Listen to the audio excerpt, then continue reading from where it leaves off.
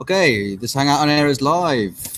Hello, everyone on the vJUG, and welcome to a session which is live from Devoxx UK. Here joining me today, if I was to move my screen, we have David Blevins. David, how you doing? I'm very well, Simon. Thanks for inviting me. No worries. To the conference. To the conference, excellent. Yeah. So we knew each other, of course, before Zero Turnaround and TomEE. Yeah, over at the IBM days, of course. That little startup IBM that we joined. Yeah, I hear they're doing well these days. Good, yeah. Good to see them on the up and up. A medium-sized company now. Yeah, it's good for them. So we're live, and David's got his own monitor as well. There he is. Hey, David. Hello.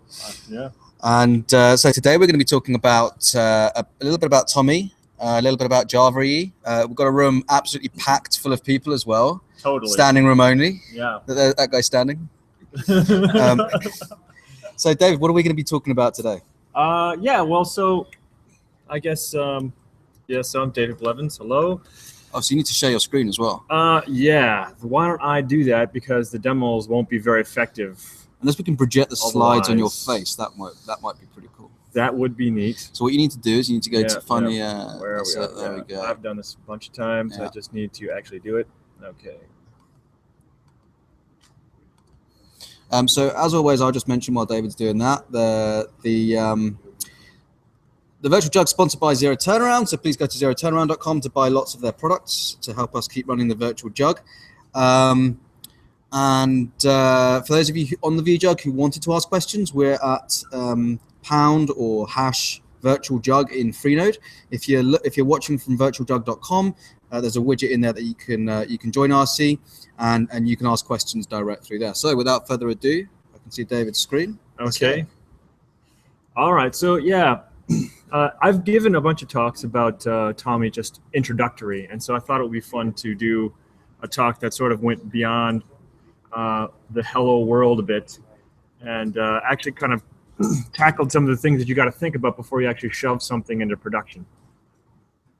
So what we're going to do, and just for those who aren't very familiar with TomEE, if you haven't seen any presentations, TomEE is an EE certified server. It implements the web profile. It's EE6 certified, and E7 is in progress. We actually have our first milestone up for vote right now.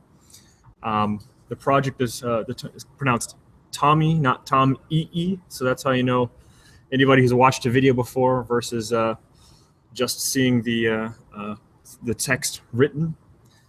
Sort of like Nginx, although I never would have guessed it was pronounced Nginx. I would have felt like Nginx. I don't really know how that would have worked out, but anyway, it's built from all Apache components, so it's CXF, MyFaces, ActiveMQ, OpenWebBeans, OpenEJB, and Tomcat, of course. And so what we do is we take everything and we put it all onto Tomcat, and we integrate it all together.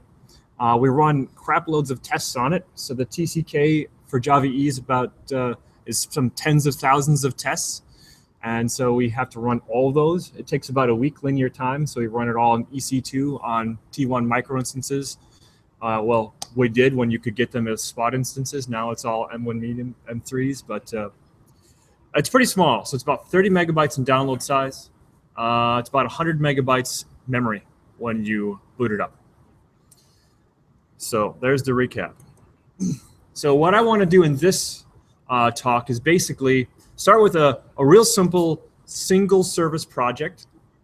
And it's got a hello world JAX-RS service. This is where most demos sort of stop. And from here, I'm going to show you how to do some really cool things with a nice little plugin we have called the TomEE Maven Plugin. It's kind of like the Swiss Army knife of the project. We use it for basically everything, and we're rather addicted to it. Written by a really awesome contributor and TomEE Tribe employee, Roma Mani Bukau. It's pretty great. From there, we're going to actually just do the real basic thing of setting up SSL, which is not so exciting, but we're actually going to do some basic auth types of stuff for RESTful services, which normally also gets ignored. So we're actually going to have to worry about logging in and testing with a user rather than just testing unprotected. From there, we have a nice little bit of very small CDI code that we're going to show. It's a small library, about 6 classes, and it allows you to do basic configuration of your application. And the thing with that, I'll point out in a moment when we show it, is it's not designed to be the end-all, be-all. It's designed to encourage you to write your own or show you how you might do that yourself. A lot of these configuration APIs just are too general, and whatever we all do in our environments is usually very specific. And so understanding how those tools could work and having some template code to work with is pretty valuable. Then we're going to show you some monitoring capabilities that we have. It's kind of built in. Gets us some JMX monitoring. And a nice little fun thing that we have at the end is actually logging into the server via SSH and doing fun things to it. OK. So step 1, or rather step 0. So hello world service, one JAX-RS service, got a few methods on it, one Arquillian test. So we're going to go over it. And by the way, all of this code is available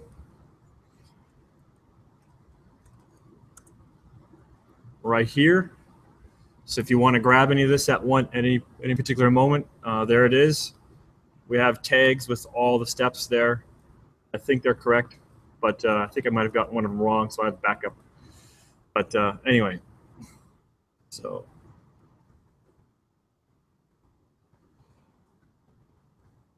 just make sure I have the right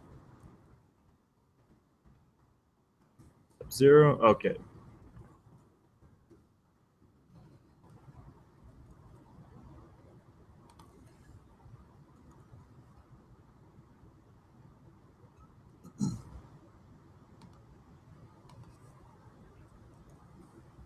And of course, when you're on Google Hangout, your CPU gets floored on a regular basis. Okay. So in this project, we have a basic RESTful service. Why is this not working out? Oh, did you only share? No, I share the whole desktop, but they should be able to see more than. You got 2 screens? Yeah. I just gotta cancel out of that. Nope. I don't have a second desktop. Hold on.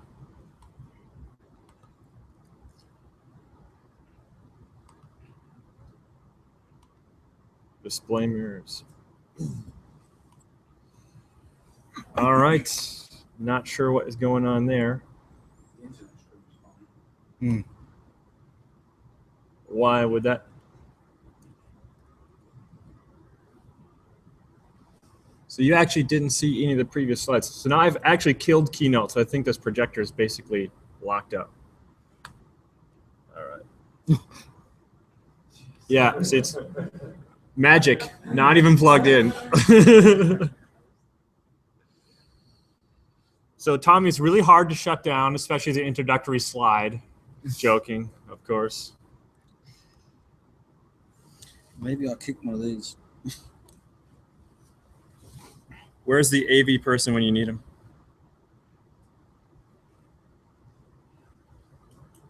Aha, Simon.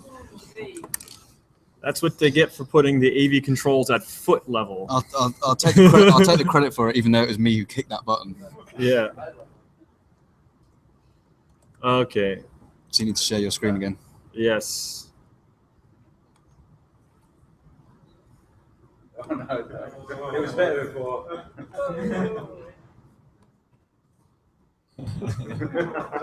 Who's that guy? Okay. There we are. How's that look?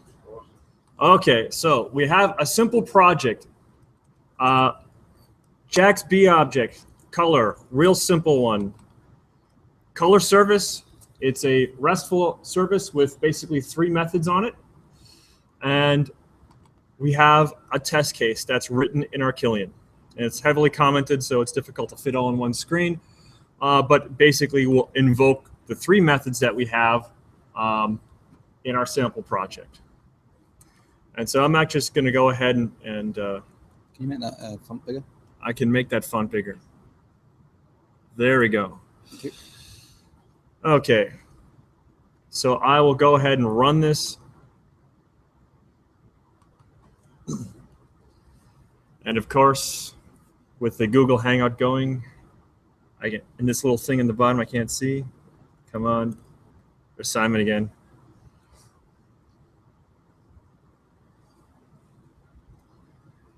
And of course, maybe the audience at home can see my floored CPU with my Google Hangout going.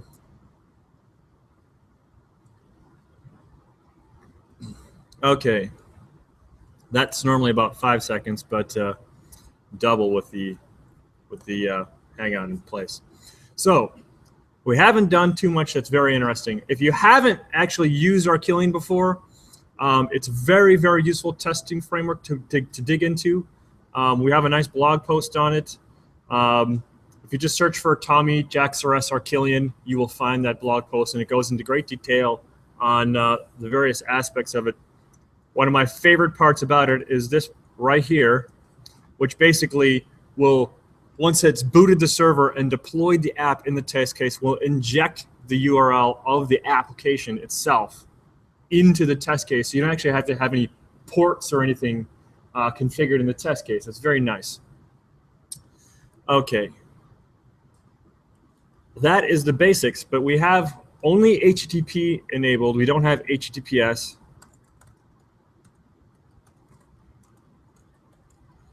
So we're going to move on. Rather, I should say, the next step we're doing here is to go ahead and where's the presentation?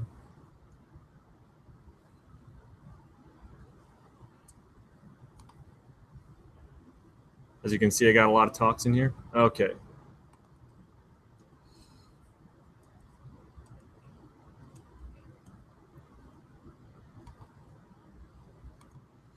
So what we're going to do now is basically add the TomEE Maven plugin, which is the jackknife. It's got 3 basic goals that are, it's got a lot of goals, but 3 of them that are really, really fun. The first one is the TomEE exec goal, which will actually kind of build you an Uber jar right out of the gate. Works with any war file project that's any Maven POM that's of war type, which ours is, will actually just boot you up and do the whole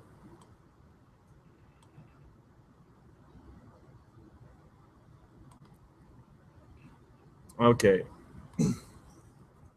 Here's how that thing is declared.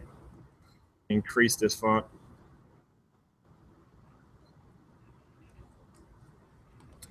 So with this declared and my project being of packaging war, I'm pretty much done.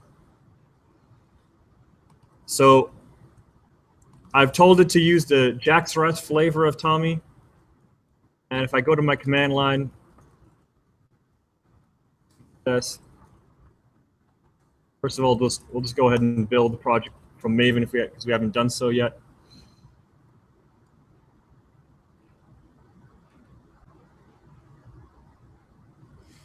And then now to basically build this Uber jar,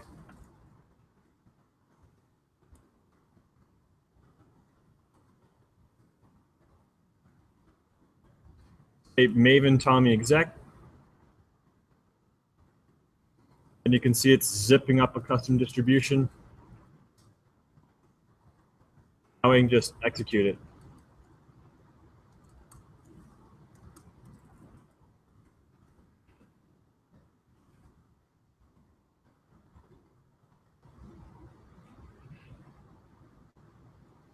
Okay, so let's grab that URL.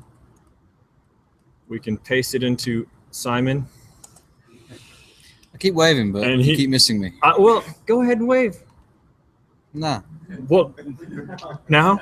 No? You don't wave on command? Nah. All right.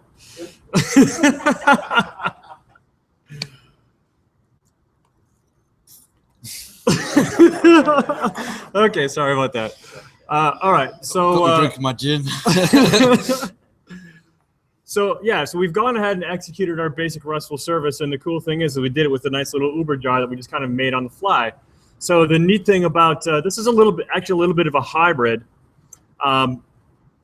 What it's doing is actually packing in a server into an executable jar file. The executable jar file will unpack the server and boot it up. But it all happens sort of automatically. The advantage of that is you don't have to put any work in making sure all the stuff works all in the same class path and flattening it all out and dealing with the Maven Shade plugin and combining things like XML files together and property files together and the various things that you have to do when you go full-on Uberjar. So this is sort of like a pragmatic compromise that allows you to, with no investment, get an Uberjar that basically is to your visibility the exact same with no investment of time on any project that's a WAR file. So at some point, you could decide to deploy it traditionally as a WAR file, or you could decide to deploy it as an Uberjar. Either way, you're not making a permanent decision. And you can play both sides of the fence at will. And it's a rather nice compromise to that kind of increasingly complicated world of trying to shove everything together. So we're going to go ahead and do the SSL portion. Synchronize.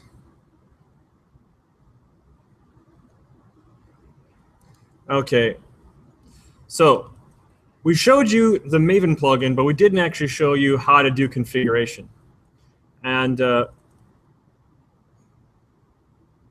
please refresh. There we go. All right.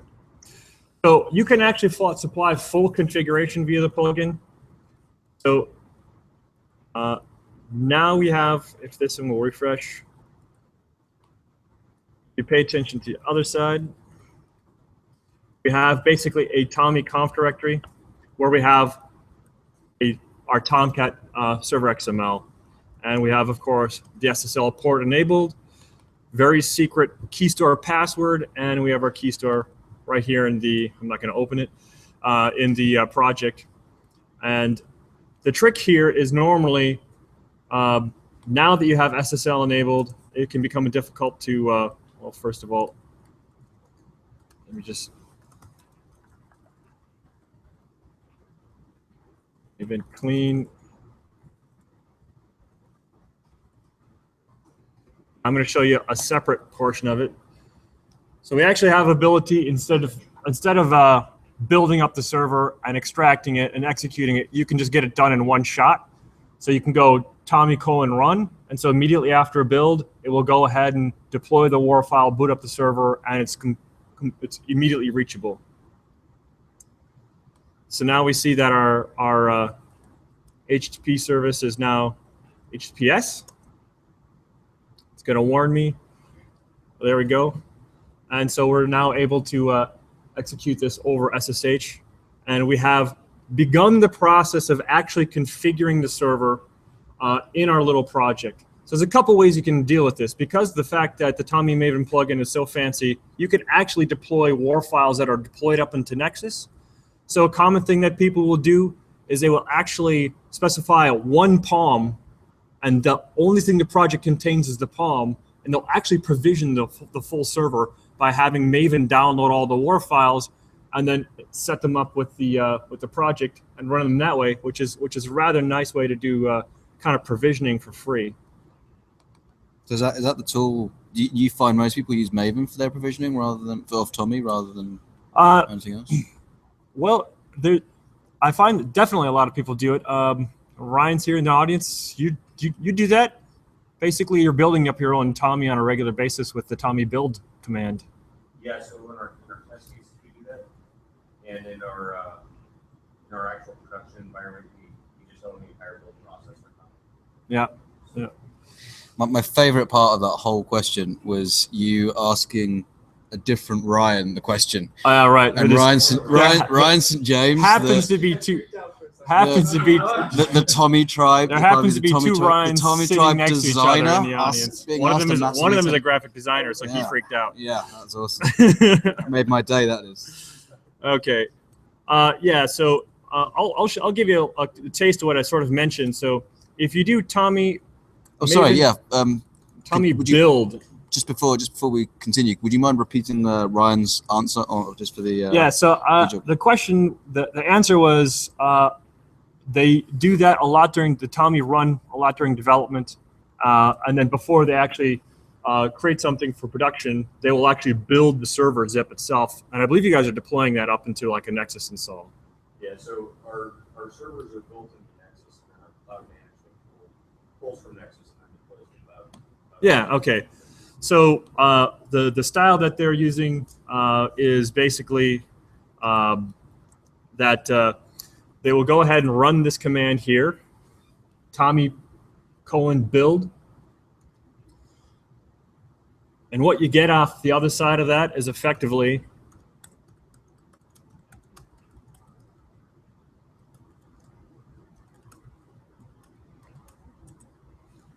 a full-on Tomcat install zipped up with your application and everything in it that you can actually deploy into a Nexus.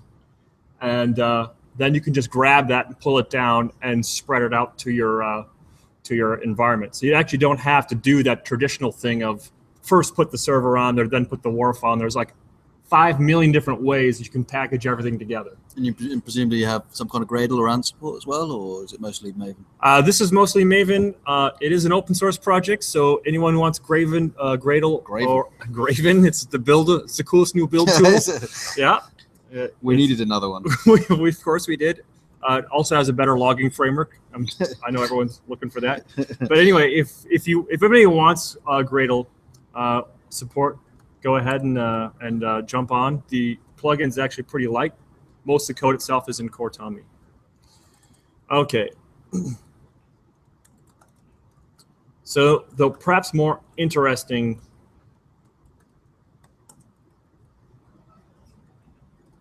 is the roles allowed. So this is typically where things get a little bit complicated when you actually have to test something that has users, and you need test users and things like that.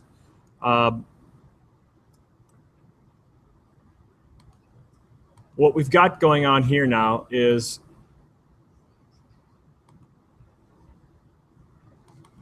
we've added a Tomcat users XML file. We've got 2 users in it, Woodstock and Snoopy.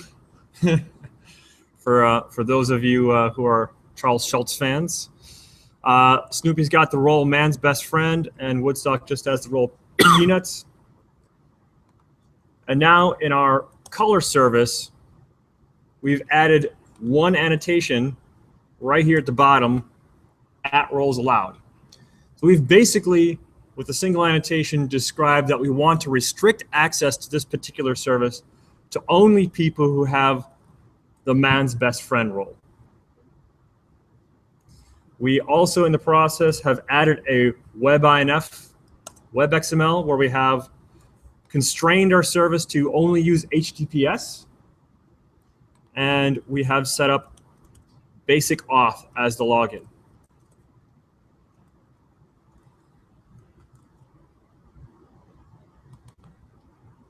Now we have in our Arquillian setup to specify our WebXML, and of course we have to, where is it? Increase the font. There we go. There's the username and password in the HTTP client. So footnote, for those of you who are using self-signed certs, this is the code you need to steal and pilfer to get the JAX-RS web client to not freak out over the fact that you have a self-signed cert. So if you have ever run into that problem and we're unable to solve it, there is the code that you need to grab to make that happen. So we're going to go ahead and run this.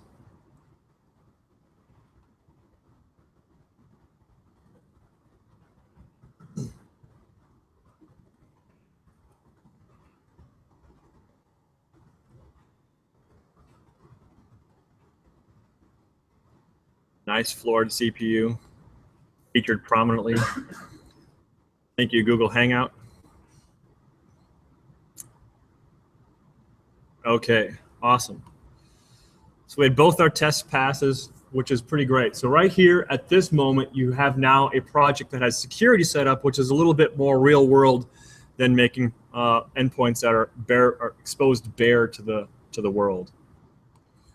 In the process, we actually switched our Arquillian setup to use the TomEE remote plugin. So we were using the TomEE Arquillian embedded plugin. Now we're executing it effectively against a separate server process that's launched. The test is run, and then the server is shut down and cleaned up. So we're starting to inch our way towards a little bit more realistic deployment setting as well. Okay. So we've basically covered the minimal things required to secure a RESTful service at this point. At this moment in the projects, we tend to find that the next issue that we find is we want the code to behave a little bit differently when we're going from, say, dev to QA to cert to prod. And we find that that's often a difficult thing to manage. And so there's this little project that we sort of crafted together. Let me just go to it.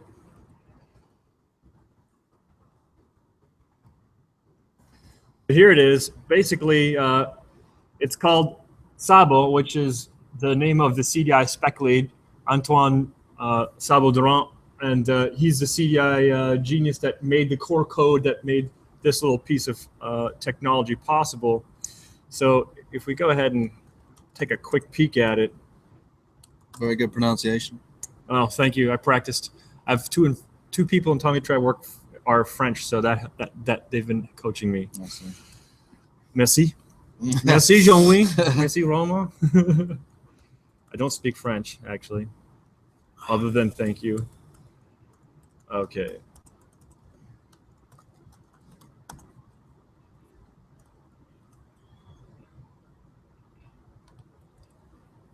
This little tool is extremely small, and after the course of many years of writing frameworks for people to use, I've sort of gotten in the habit of trying to find that spot that is useful but not too many features and way too complicated. And I've almost reached the other side of things where if I can just give someone a nice little bit of boilerplate code that gets the majority of the problem done, and they can take it in whatever direction they need, that's almost like 1,000 times better. And so this is an example of that. We've hacked on this quite a bit, and it has more features. But here's the this is the cutoff at the nice simple.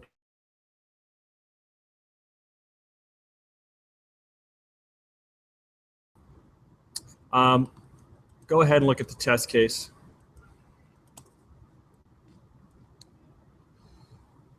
You can configure your components with @inject. You can add config on them. Mention properties, and then the CDI container will inject them in. Where do they get these properties? That's the magical part that you will probably want to change in your own environments. But the way the code works by default is we have this one producer that can produce any object type effectively, and we resolve properties by kind of layering together a bunch of properties. One, we'll look for properties inside the web app.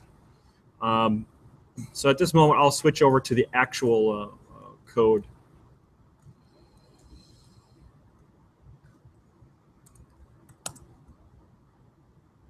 Yeah, this is the one that I got wrong. There we go. Okay.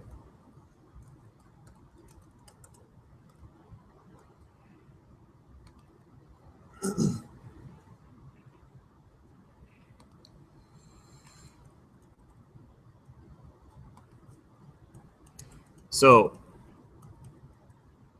what we have basically, we have two properties files in our project.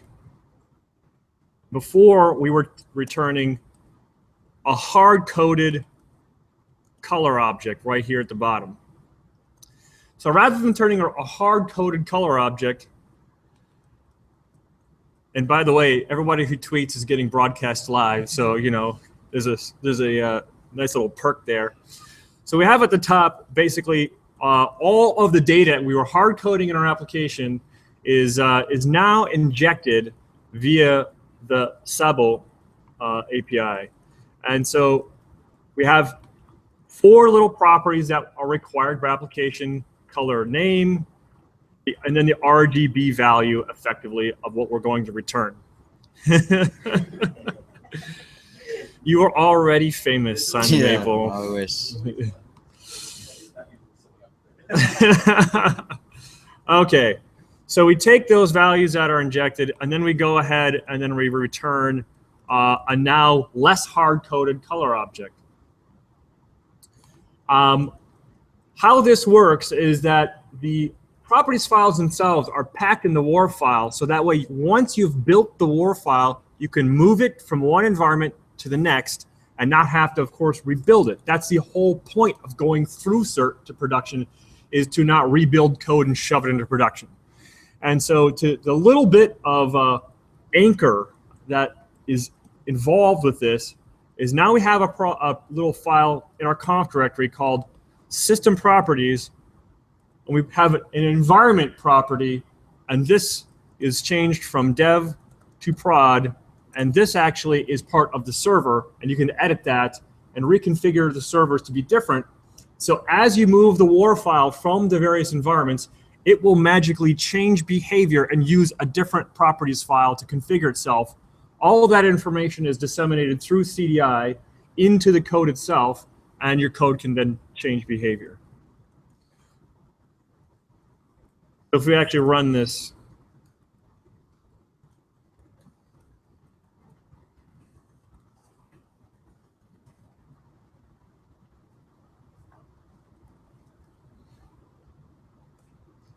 and a nice little perk about this particular framework is it has a similar philosophy as JAX-RS, which is it handles any Java type that's got a string constructor or a static factory method that accepts a string and returns one of itself.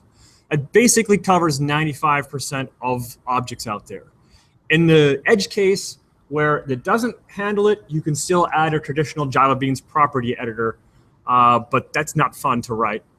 They're not hard, it's just no one wants to write a property editor for file and for URI and URL and all these really basic data types. So if you follow that convention, you can get basically any Java type converted and injected into your code. So we'll go ahead and re-execute our color service. I think it was back here somewhere.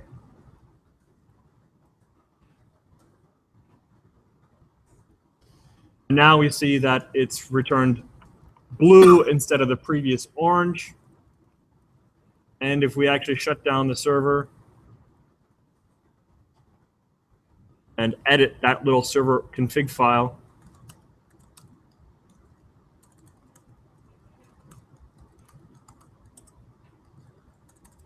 we change our environment to prod.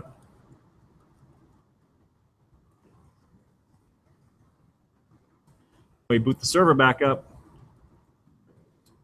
Do it the old-fashioned way.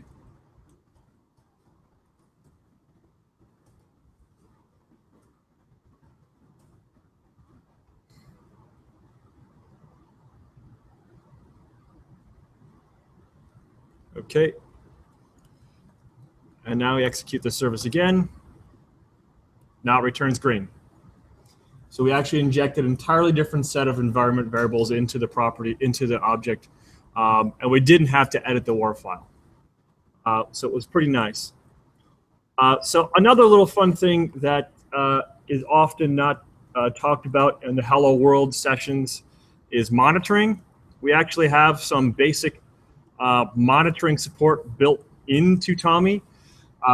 It's all JMX based.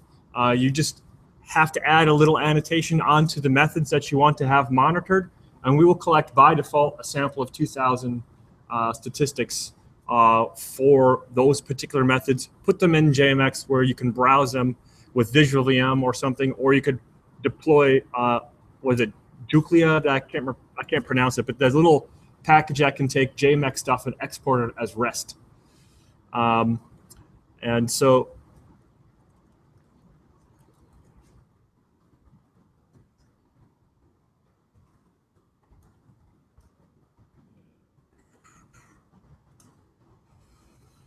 okay.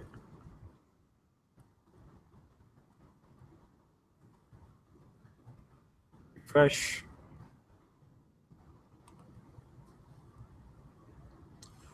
Okay, so our service now, what we've done is we've added @monitor. That's part of the internal API. I mean, it's a public portion, something we standardly support and stable. And you add that on at the class level, and then for every method that you want to have monitored, you add an @monitor annotation to those methods. And by default, like I say, the sample size is 2,000, but you can go ahead and increase that to, 10K if you like, or you can do 1,000 or 100 or whatever you think is significant to you. It chews up memory, so it's good to be conscious of what you're monitoring. Some things you may want to have very large sample size because you need to have awareness going back a week. You wouldn't care because you just need to know. And other things you just want to have some basic information. So I encourage people to actually tune that number to actually be that something that fits them. So we've got a question. Yeah. From a guy called Rad Cortez. Okay. Hello, Rad Cortez, Hi. who's in the audience. His question is, how do you handle server-specific configuration or environment, like users, roles, keys, etc.? You can basically, one of the techniques that I've done is to have everything checked into Git and have a branch for specific server configuration. So we don't have a feature in TomEE itself, but plain up revision control works pretty awesomely. Is that like a private repo that's hosted locally, or? Yeah. Okay. Yeah. Gotcha. Yeah. And of course, the nice thing about Git is you can have it hosted or not hosted, and it's pretty light.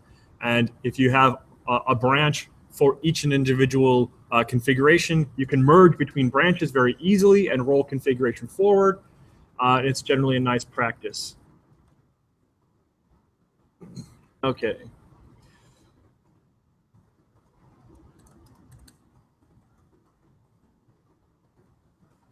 I'm going to go ahead and run the new version of this application. So if you actually diff this over the previous version, the only code change was adding this particular annotation onto each of the things. We didn't have to add more libraries. We didn't have to throw things into our web app and make it larger. We just had to basically fill that out. So we're going to go to Visual VM and attach to our server. I have, of course, old servers still hanging around.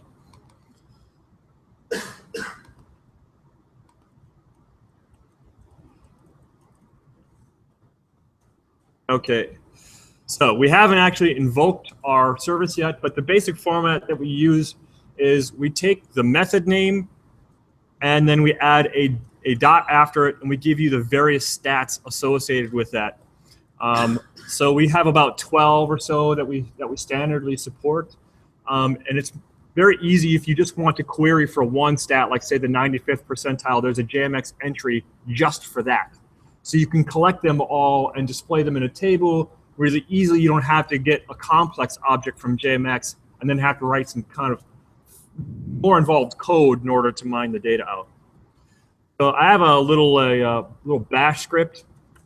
Who's like very familiar with bash? Okay. Who's heard about bash and thought, gee, I want to learn that someday? Okay. So here's a nice little script that I hacked together. I'm proud of it because it's small. That's how you know it's good. So we have this generate load. What we're doing here is we're actually piping these 6 URLs into curl repeatedly using xargs to invoke them in parallel, 8 at a time, and we're passing in our username and password, and we can actually handle posts and gets, and it runs forever, basically, until we're done. So this is basically a poor man's load runner or poor man's performance framework in, like, 13 lines of bash. So it's pretty neat. This is checked into the project, so you can actually go grab it. So I'm just going to execute it.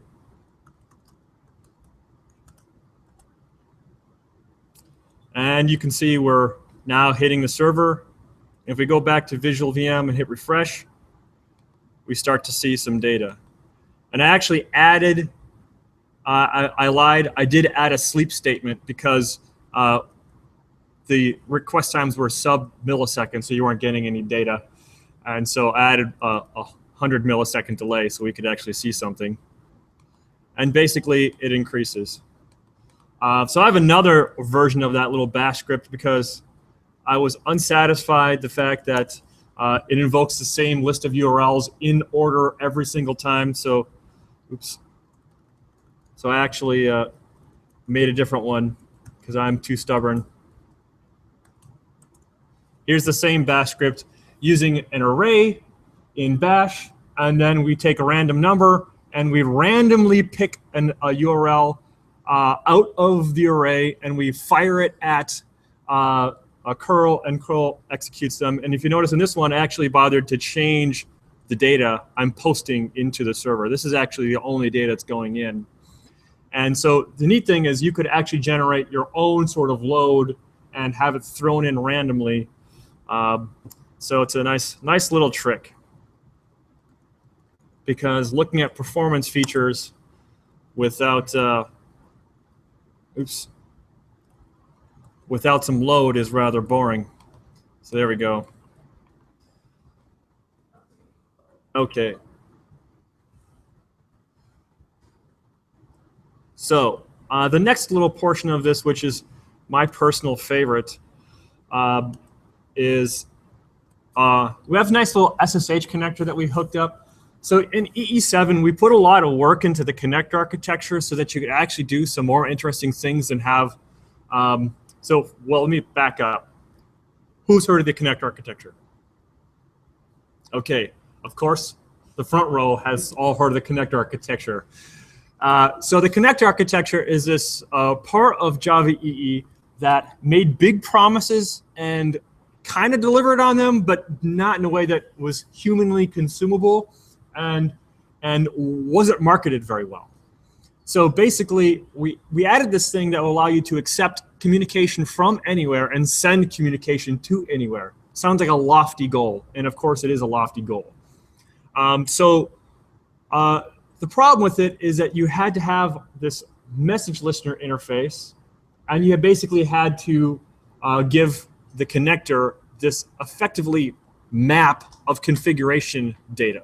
So we eliminated that so that you could do things like JAX-RS via a connector.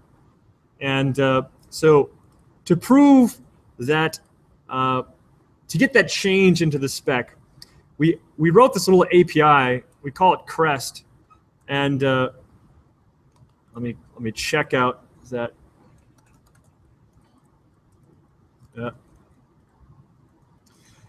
To show how MDBs, which are basically driven by the connector API, could actually be I gotta git stash and okay.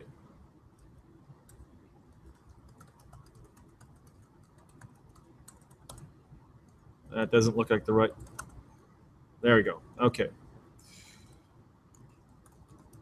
So we wrote this thing that was basically a telnet proof of concept that would allow someone to telnet into their server and write an MDB that would accept basically synchronous requests rather than the standard asynchronous thing that you normally always see with connectors and MDBs.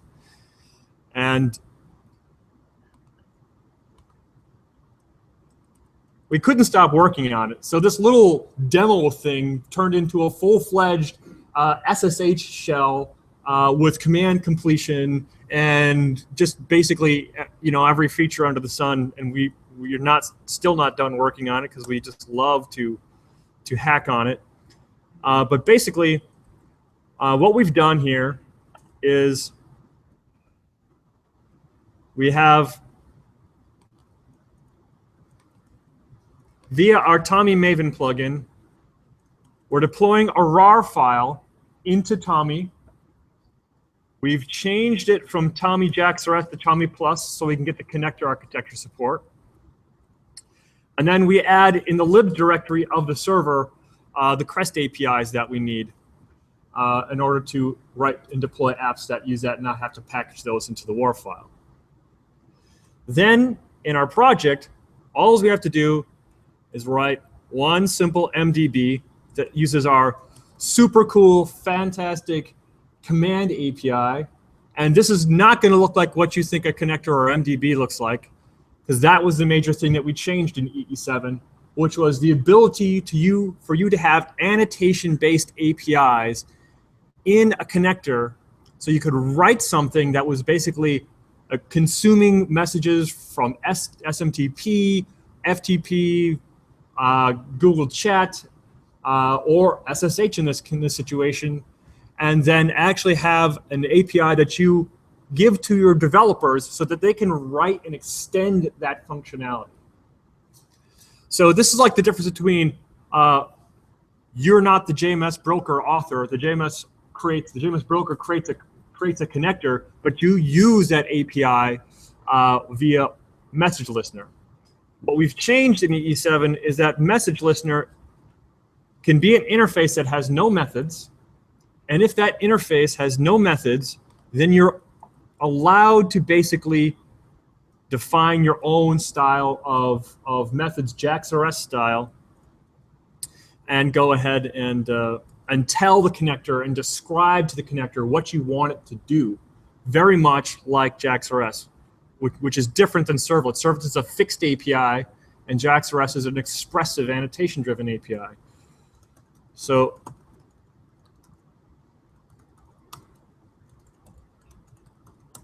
I'm going to go ahead and rebuild the app and repackage up a server and start it up.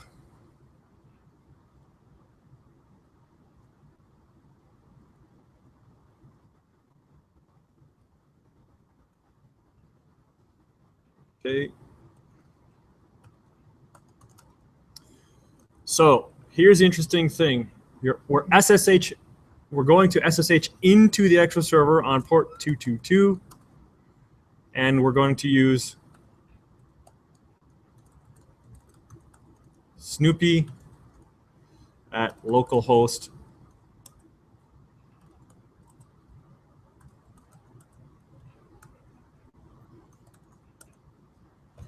So we have just a couple commands.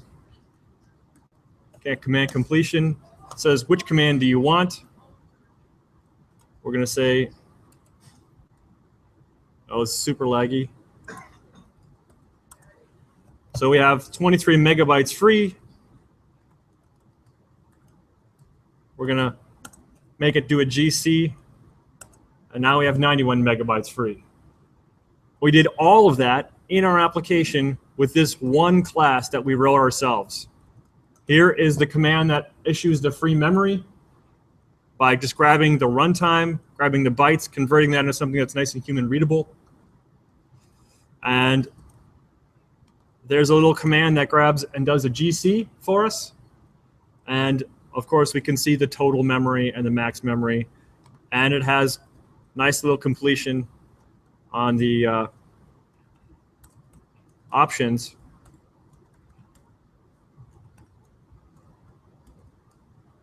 So if I type one wrong, it says the good options are, let's do 88 megabytes or 0 gigabytes. So there's a fun thing that I decided to hack up to show how this kind of thing could be useful. Aside from being able to kind of get into your server itself, so I will point out that the user that we use to log in is here. These are our SSH users. So we're actually logging into the server not via users that are set up in the VM or on my Mac. We're actually logging in to the Java process itself using users we set up in our application. And we're also able to restrict certain commands to certain users that have specific roles. So it's very, very interesting. So I've got a nice another little clever thing that we put together.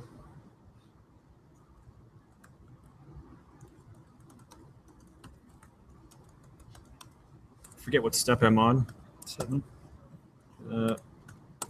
Okay. So what we did here is we're going to take advantage of the fact that we can get right into the process to do some things we wouldn't normally think about exposing as like REST APIs. We love to use REST for managing our servers, but sometimes there are certain things that, in my opinion, I would just not want exposed. So gone ahead and created a filter. What this filter does, it's mapped to root, and when a request comes in, it goes, who's the authenticated user, and do I want to just shut them out? Do I want to turn them away at the door and not process requests from them? Or give them some sort of canned response? And I wanted the ability to kind of do this at runtime, because this is not a configured build time decision. This is one of those emergency situations where I just sort of want to change what one user sees versus another user. I have this filter. It checks in a map. So this little control object is a CDI object, and it's wrapping a simple concurrent hash map. It's got string to integer, and basically I will look in that map on the beginning of every request. I will see if there's a canned status code that I'm supposed to return, and if I do have one, I will just return that. Otherwise, I will go ahead and execute the filter chain and let the call continue on to the JAX-RS layer, and everything will be okay. To control this, I added a simple command bean, an SSH-enabled bean, that allows me to add a user or restriction to a user, remove that, and of course, list them. So go ahead and run this.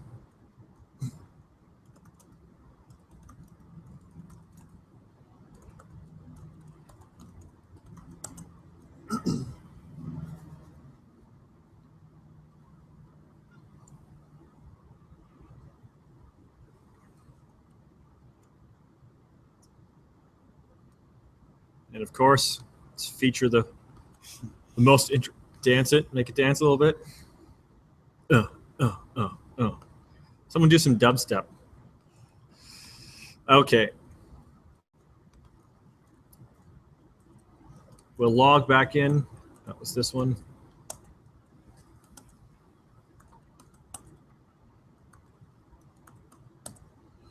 So now we have this control object. So we have no rules currently, and I'm logged in. My browser has remembered my password, so I'm logged in as Snoopy, and I'm able to view and execute the service. So now I go here, I say control add Snoopy 503, and then I should spell him correctly. So now it says forcing Snoopy to see response 503. I go to refresh. Boom, can't come in. And I can control list. Oh, I guess list doesn't work. Yeah. I'm good at the clearing screen. By the way, that clearing screen is a nice feature of the shell, don't you think? You can also go to the beginning of line and end of line. You do a history? No, we don't have that command built in. Well, we have up. We can scroll up, and you can see it not work. Yeah, fail on my part. That's what I get. You don't want to look at the commit times of the GitHub project because you'll notice that they're mostly from the last 24 hours. Yeah. Okay. So I am basically now stopped at the door, but I can go ahead and control remove Snoopy, and now I get to come back in. So we've written what is normally like something almost on the level something would go and shop for and pay for in a couple of lines of code that we're managing ourselves. And we don't have to expose, I mean, I personally would not expose a REST API that would allow someone to block other users. It would probably be on my edge of my comfort zone. But the nice thing is that you can actually do this without having to worry about all the JSON marshalling and all the query versus header versus path versus styling up the perfect whatever. You can just write a simple command line and go ahead and get right in your server and do some sort of deep down management capabilities without having to do a lot of worry. And we did this with basically 3 pieces of code: this control bean, this little user control filter, and then a fancy CDI object that wraps a concurrent hash map. Not much to this code. I have one last thing to show before we wrap it up.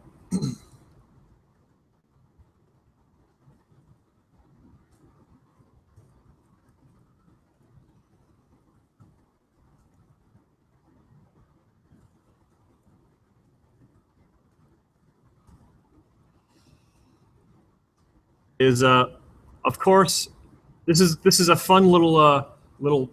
Did you know that the OS X terminal app can actually support 256 colors? Yeah, Ryan, our graphic designer, he totally knew that.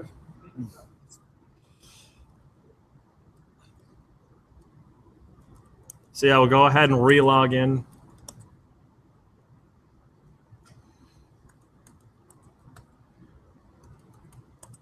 Of course, I've added a thank you command.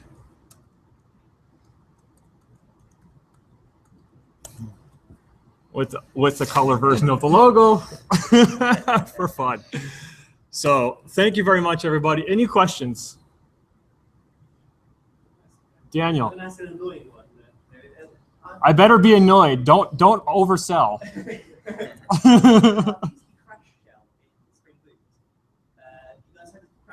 I saw it at JavaLand. Eberhard Wolf showed it to me, and it's very similar. It's super cool. It's open source. Like Spring use it. I think they use it. It just reminded me a lot of this, and I was curious, like.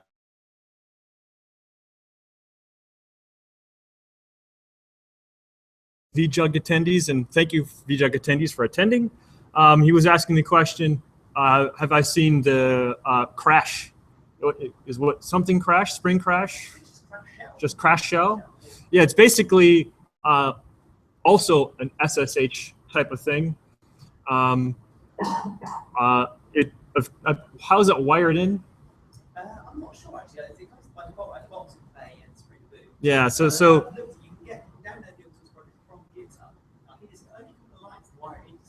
yeah.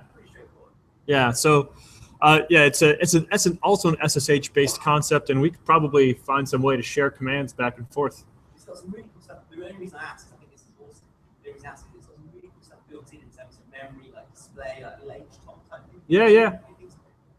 Yeah, it looks like XA platform use it, MuleSoft use it, Spring Boot, Grails, Vertex. It's pretty. Does it also allow you to build your own? I'm not sure. It does, but I don't know how complex it is. Yeah. So this is super easy. So. Yeah. Well, this is something that I hope that we improve, and open source is awesome, and maybe we could actually work together on something. So I'll just have that to say about it. I think that would be a fine way to look at it. I did see it. It looked pretty neat. It's nice in production. We'll be very careful with limited access, but it's really cool, like in terms of debugging. Yeah. I wonder if it supports also the concept of restricting commands to people with specific roles, because that's also a really key feature, is that you can write a command, throw an @roles allowed on it, and say only certain administrators, certain people with these rights, and it also, of course, all that stuff is built right into the users that are configured in the server. Okay, yeah. So if yeah.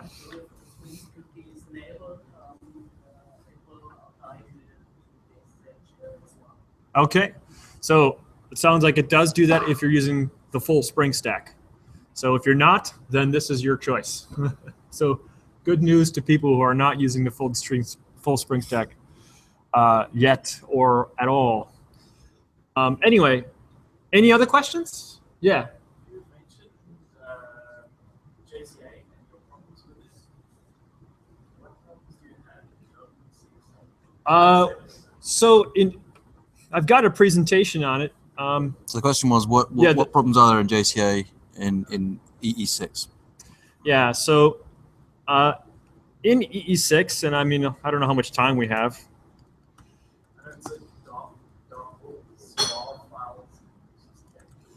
Yeah, that's not it. It's here. I'll see if I can find a presentation on it real quick. General.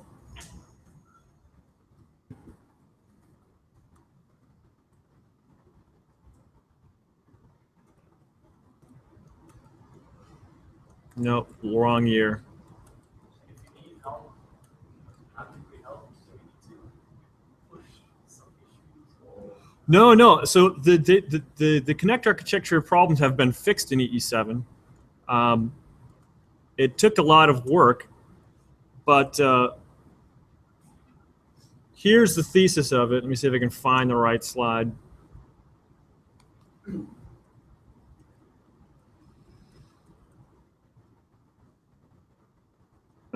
I maybe got the wrong presentation.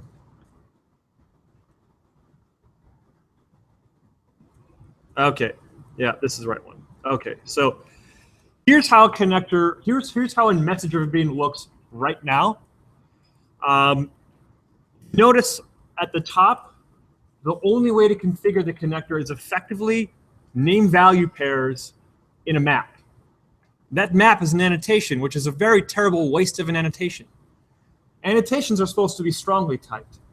And this is carried over from EJB 2.1 and 2.0, basically. So when EJB 3 came along, and we decided, how are we going to allow people to configure connectors and message-driven beans in EE? Well, MDBs were like the last thing on our totem pole. Number one was JPA. Number two was getting stateless and stateful beans nicely annotated up, and very last was message-driven beans.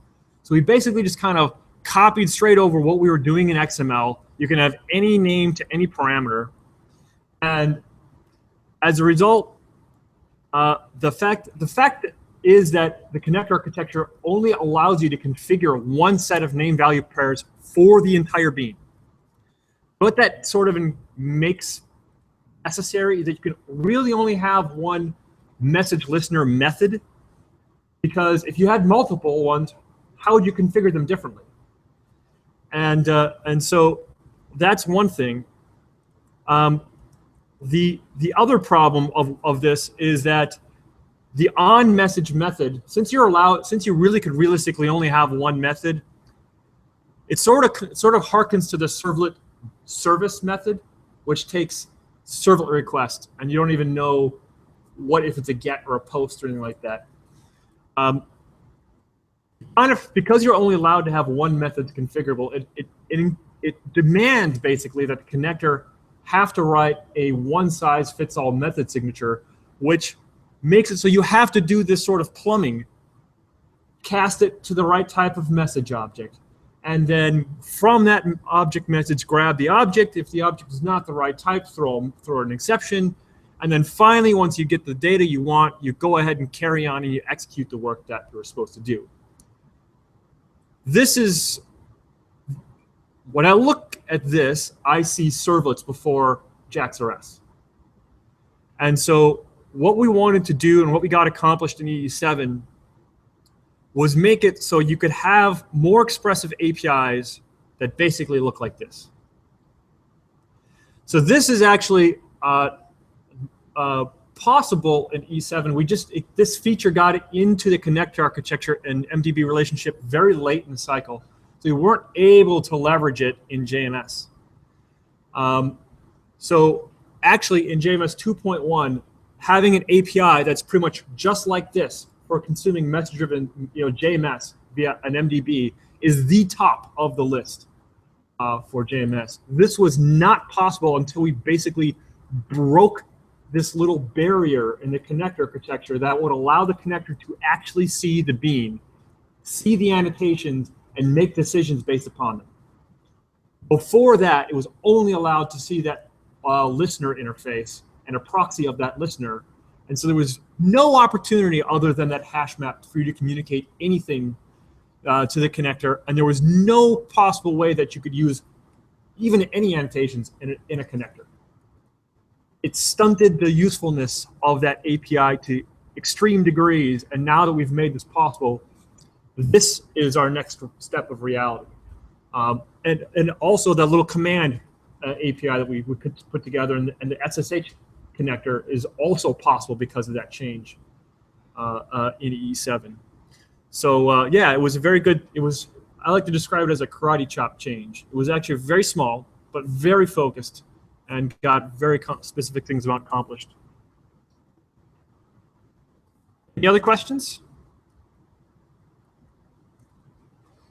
A couple of nice comments in the IRC from Robert Panzer saying this is the best vJUG session.